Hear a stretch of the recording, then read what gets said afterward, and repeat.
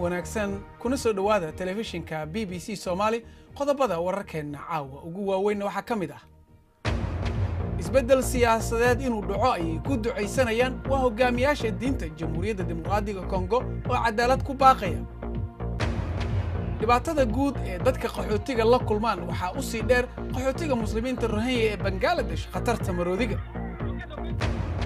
bandhigii ugu weynaa ee diyaaradaha aan duuliyaha saarnayn ayaa laga sameeyay Shiinaha meel kastana waa ay hayaabayeen barnaamijkan teknolojiyada ee Click ayaa caawa ku maqlaysa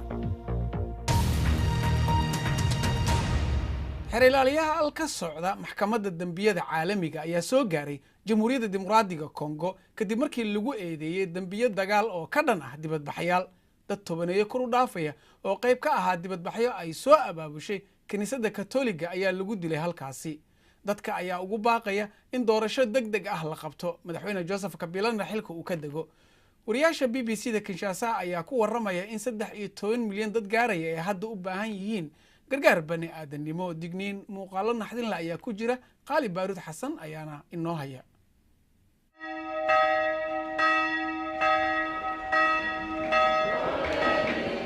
waa dhul ballaaran oo kala qaybsan waxaana ka jira kacdoon xooggan oo wacdi iyo diidmo la hortaagan dawladda qiyaastii kala bar dadka dalkani waa kuwa aaminsan madhabka Catholiga kiniisaduna waxay heegan u gashay abaabulidda qabiilada iyo ururada bulshada laakiin khasaare ballaaran ayaa kiniisadda ka soo gaadhay dibadbaxyada ay taageerayso ee lagu codsanayo doorashooyin xor ah halkani waa kiniisadda St Francis oo ku taala magaalada Kinshasa booliiska ayaa rasaas ku furay kulan nabdoon Teresa Kabangala oo 24 jira ayaa halkaa ku dhimatay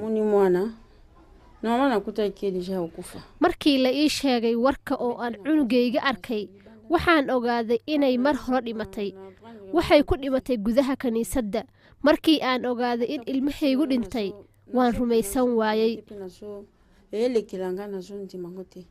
waa tacsi qoys oo muhiimad siyaasadeed oo sare leh waa sheekada jiil aqoon leh oo wax bartay oo diidan in la caburiyo ma ka baqaysaa dawladda marnaba maya waayo miyaad cadhaysan tahay haa maalintii koowaad labaad iyo toddobaadkii u horreeyey waan cadhaysnaa cadho weyn balse taas way dhammaatay oo xaaladda dhabta ayaan wajahnay xukuumaddu waxay ballan qaaday doorashooyin dhammaadka sannadkan laakiin dhaqdhaqaaqayaashu waxay ka baqayaan inaynan noqon doonin kuwo xor ah oo cadaalad ah waxaa muuqata in dalkan iska horimaadyo ay foodda ku soo hayaan Kongo waxay ku jirtaa xilli xasaasi ah iyada oo malaayiin hore u barakacay ay gaajo la liitaan maleeshiyaadkuna ay bartilmaamaysanayaan kuwa ugu nugul waxaannu wararkan iyo eedaymaha kiniisadda wax ka weydiinay saaxiib ku dhow madaxweyne Kabila ma kula tahay in wadaadada kiniisaddu ay isu taageen doorkii hoggaanka wanaagsan maadaama aad adiga iyo xukuumadduba baylihiseen waajibkiinnii ma aqaan in marka dawladdu xilkeedii gabto ay tahay in kiniisaddu ay qaadan karto kaalin daacad ah waxba ma qaadan karaan haddii aad doonayso inaad siyaasadda kaalin ku yeelato waa inaad doorashada ka qayb gashaa oo ay dadku kalsooni ku siiyaan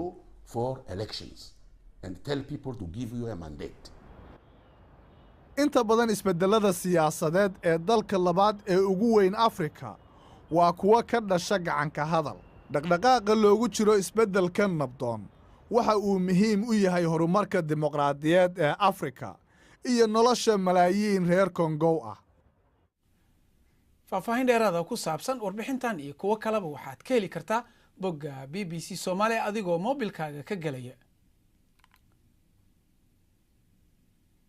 toddobaadka soo socda ayay Ciraaq doorashooyin ka dhacayaan ra'iisul wasaaraha hadda talada haya Haydar al-Abadi ayaa wajahaya dhibaatooyin isagoo isku dayaya mar kale inuu xilka ku soo noqdo waddanka waxa uu dagaal kula jiraa kooxda la baxday dowladda islaamka. magaalada basra ee xarunta shidaalka dalka ahna waxa ay noqotay halka ay ka abuurmaan muqaadaraadka iyo dambiilayaasha. caaisha afrax ayaa ka warramaysa.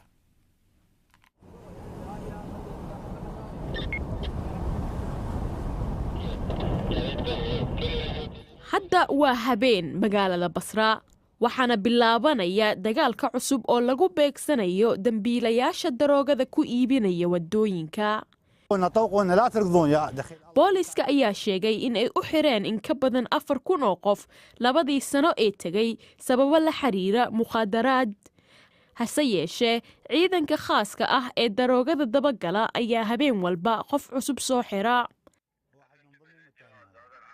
inkastoo magaalada basra ay ka badbaaday gacanta kooxda isku magacawday IS, magaaladan hodanka ah ayaa waxaa haysta dhibaatooyin kale. sanado dagaal socday kadib, dadka degan magaaladan ayaa ku rajo weynaa in ay basra la mid noqoto magaalooyinka sida Dubai, balse waxa ay la tacaalaysaa dhibaatooyin isugu jira shaqo la'aan, dambiyo iyo musuqmaasuq. lacagaha ka soo gala saliidda maaha kuwa ay marnaba arkaan dadka reer Basra. waxa ay gudbinayaan dacwooyin. dhalinyaraduna waxaa hor yaala go'aamo aad u adag. badankoodu waxa ay ku dambeeyaan xabsigan loo yaqaano Al-Qibla. ma jiraan isbitaallo lagu daweeyo dadka mukhaadaraadka qabatima, sidaa awgeed waan xirnaa. sidani sax maaha. waxay ahayd in ay helaan gargaar caafimaad. xilligii uu Saddam Hussein xukunka hayay, tuugada iyo kuwa ka ganacsada mukhaadaraadkuba dil ayaa laga xukumi jiray. haddase xabsigan ayaa lagu guraa. dhalinyaradan maadaama aynan haysan shaqo ay u kalahaan, waxa ay dubnad isaga cayaarayaan maqaayadan shaaha laga cabo. waxa ay ii sheegeen dadka madaxda ahi in aanay dan ka lahayn mukhaadaraadka magaaladan kharibay.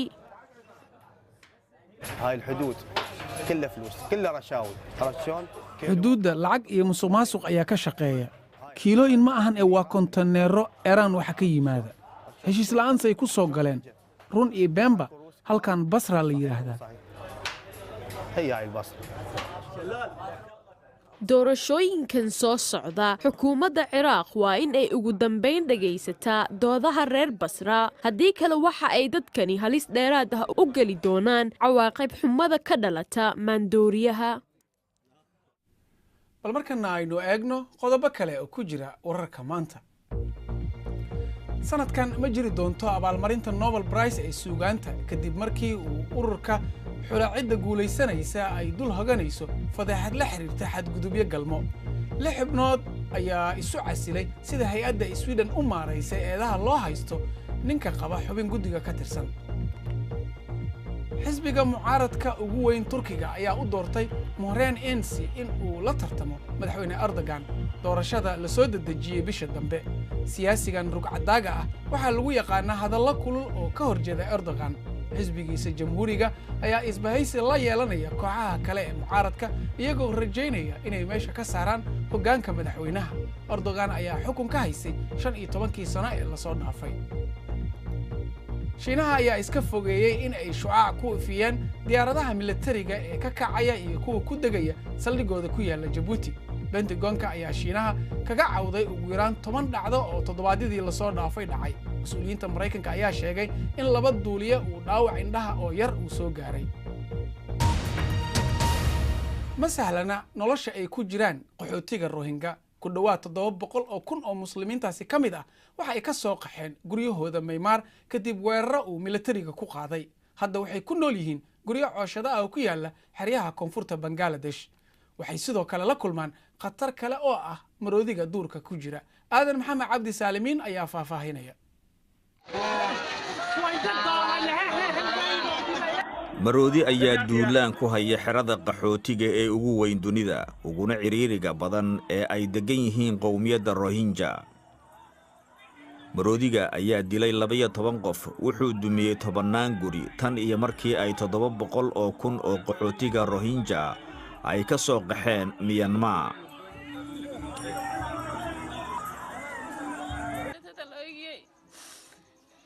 maroodiga ayaa ku istaagay. carruurtayda waa kuwa keliya aan farxadda ka helo. hadda wiil ayaa iga dhintay.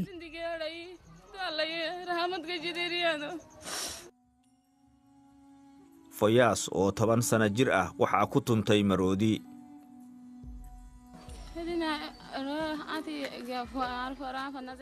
waxaan u diray iskuulka laakiin wuxuu aaday ciyaarta saaxiibadiis.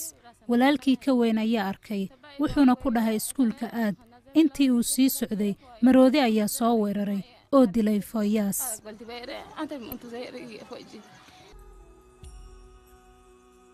xerada qaxootiga ee weyn waxa ay ku taallaa waddo uu 100 sano maroodigu mari jiray, wuxuuna jahwareer iyo argagax ka qaaday dadka tirada badan ee jidkiisa degay.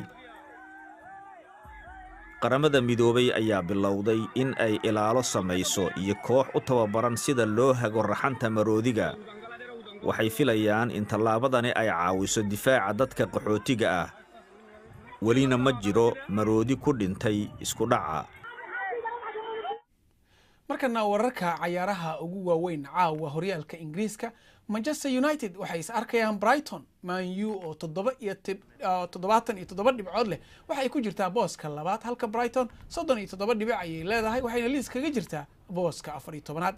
Man United ayaa ciyaaraysa iyada uu ka maqan yahay weeraryahankooda Lukaku oo dhaawac ku maqan.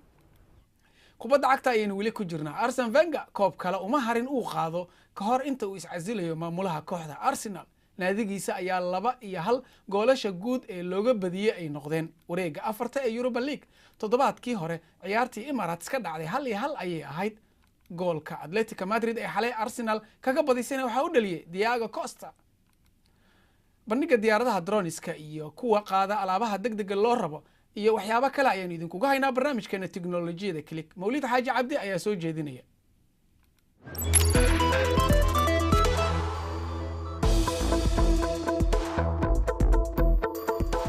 diyaaradaha droniska ayaa meel walba duulaya.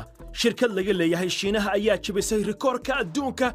nasiib darro dhammaantood waa ay ku guuldaraysteen inay ka soo muuqdaan sidii loogu talagalay bandhiga magaalada Shiinaha ku taal ee Shihan. in ka badan 1300 oo diyaaradaha droniska waxa ay ku guuldaraysteen inay soo gaaraan waqtigii iyo tirada rikoorka, laakiin wuxuu ahaa bandhig cajiib ah. robotkan ilqabad waxbaa u dheer. waa qaab hab nololeed leh oo ay dhiirigelisay barnaamij caruureed oo telefishin iyo shirkadda Black Bosta. dhirarkiisu waa ilaa 4 mitir. robotkan sida aadmiga ah wuxuu isku beddelayaa baabuur daqiiqad gudaheed, waxaana uu qaadi karaa darawal iyo qof rakaab ah. halkaasna way gaartay.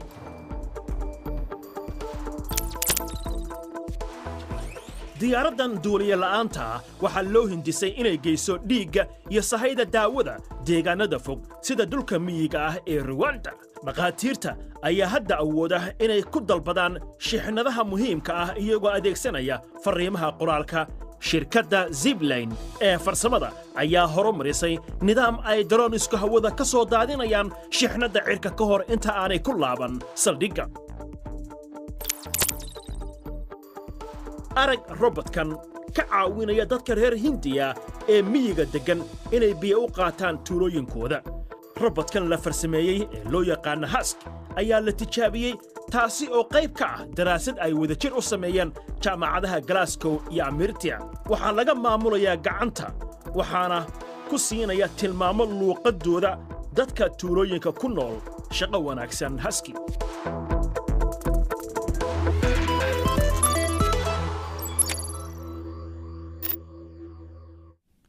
ugu dambeyntiina waxaynu idin haynaa nin Maraykan ah oo sawir gacmeedyada sameeya oo farsamada casriga u adeegsanaya inuu ku horumariyo sawiradiisa. Barnaby Farnes ayaa si joogto ah u adeegsada robotka si uu kor ugu qaado sawir gacmeedyada. in ka badan $100,000 ayaana looga kala iibsadaa New York. wuxuu sheegay in robotka aysan jirin cid kula tartami karta.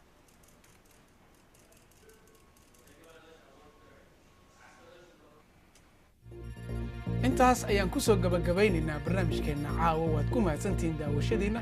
inta aan kulmi doono toddobaadka dambe waxaan idin leeyahay aniga asxaabtaba nabad gelyo.